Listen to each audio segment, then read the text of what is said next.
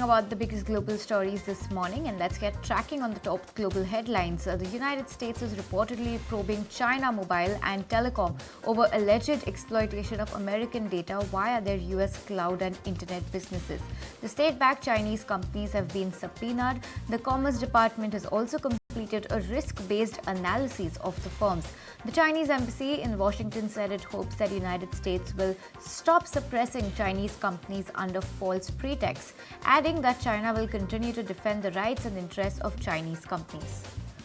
Meanwhile, the tide clearly not turning in favor of China, Canada is now considering joining the likes of US and EU in imposing tariffs on Chinese electric vehicles as the country seeks to align itself with its allies against what they call a heavily subsidized Chinese industry. According to the Canadian Finance Minister, the domestic auto sector faced unfair bouts of competition from China's state-directed policy of overcapacity. Meanwhile, the Argentinian economy has entered a technical recession in the first quarter of the year. Job losses in the country continue to mount amid President Javier Milei's effort to restore fiscal order.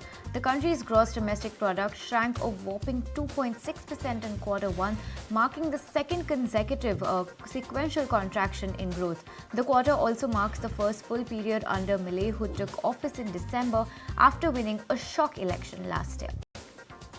Plane maker Airbus slashes key delivery and production forecasts as the company took a hefty $965 million charge for troubled space activities. Company has lowered its widely watched forecast for deliveries this year to around 770 jets from around 800. It also tempered plans to raise output of its best-selling A320neo family by delaying the date at which it expects to reach record production speed of 75 jets a month to 2027 from 2026. Operating income is seen around 5.5 billion euros versus 6.5 to 7 billion earlier. Alright, and time now to center our focus onto some important commentary coming in from San Francisco Fed President Mary Daly, who has said that the central bank should exhibit care as it aims to bring inflation under control.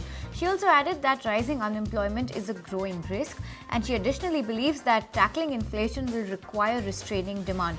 Daly did not say how many rate cuts she believes that the Fed will need to deliver to navigate between the twin risks of lofty inflation and the potential for rising unemployment, and that credit policy needed to be conditional and ready for anything.